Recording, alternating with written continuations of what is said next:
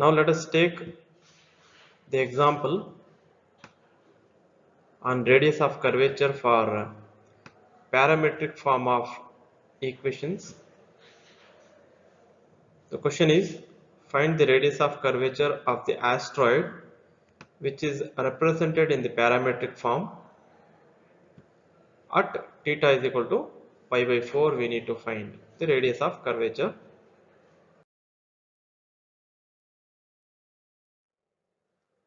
The formula to find the radius of curvature, as we all know, is this, where y1 is dy by dx. Since we have the parametric form of equations, we cannot differentiate y with respect to x directly, because y is a function of theta here. Y is a function of theta, so we cannot differentiate y with respect to x here. So we need to write dy by dx in the other form, that is dy by d theta divided by dx by d theta. Now we can find out dy by d theta, that is differentiating y with respect to theta we can find, and dx by d theta also we can find by differentiating x with respect to theta. Then we go for a double derivative, that is y2, differentiation of dy by dx again.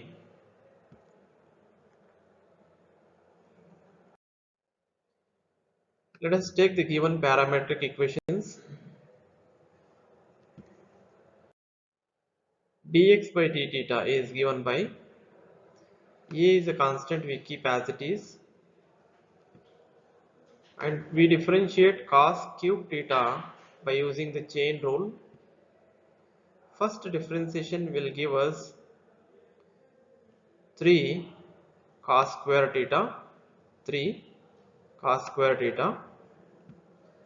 Again we need to differentiate the inside function cos theta with respect to theta. The differentiation of cos theta is minus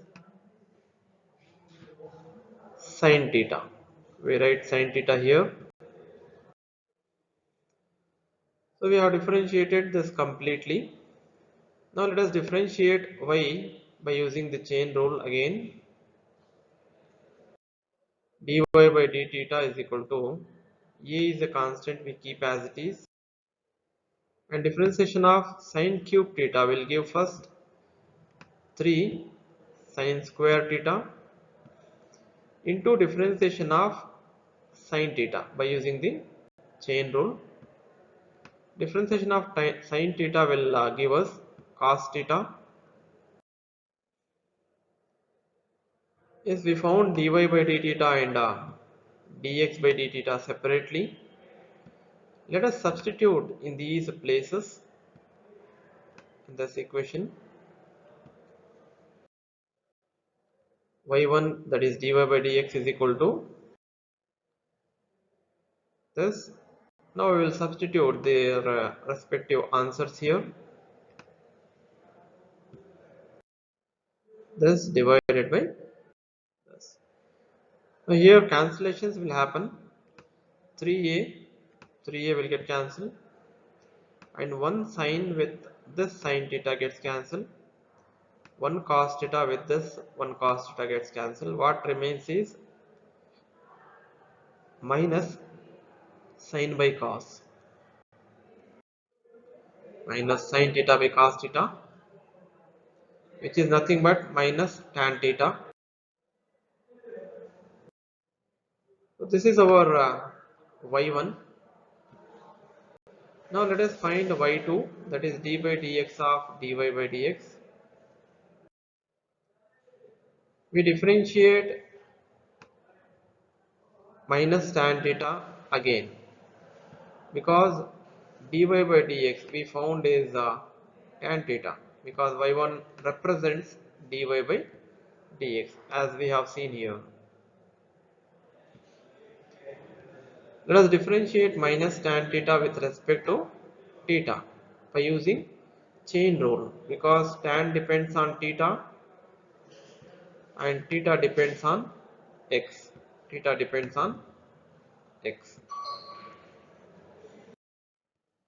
Differentiation of, first let us keep minus sign as it is. Then the differentiation of tan theta is secant square theta into differentiation of theta with respect to x, which gives d theta by dx.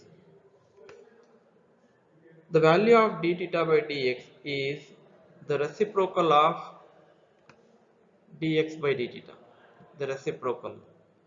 That means we take this quantity and take the reciprocal, then we will keep in this place. Let us take the reciprocal and keep here, which gives 1 divided by minus 3a cos square theta into sin theta. You can see we have taken the reciprocal of this. Now minus minus gets cancelled. When we take this to the numerator, what we get is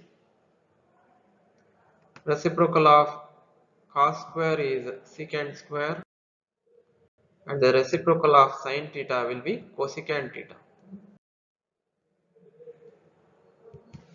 Secant square into secant square will give secant to the power 4 theta. So this is our y2. Now let us substitute the values of y1 and y2 in the formula.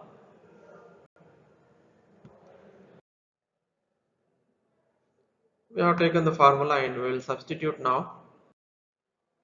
In the place of y1 minus tan theta we have kept. In the place of y2 we have put its value. Now let us simplify it further. You can see in the numerator here, when you separate the square for minus and tan theta, it gets, this minus will become plus and it becomes tan square theta. That is 1 plus tan square we will get.